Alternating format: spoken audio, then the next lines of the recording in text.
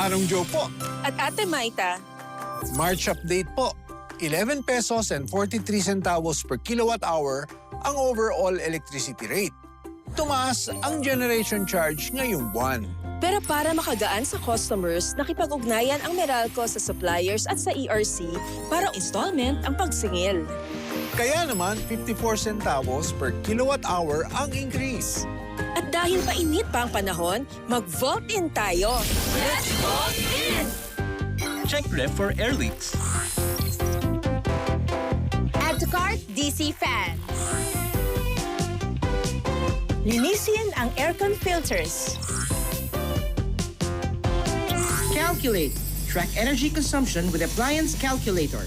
Up to almost 1,000 peso savings per month. You've got the power to be an energy saver.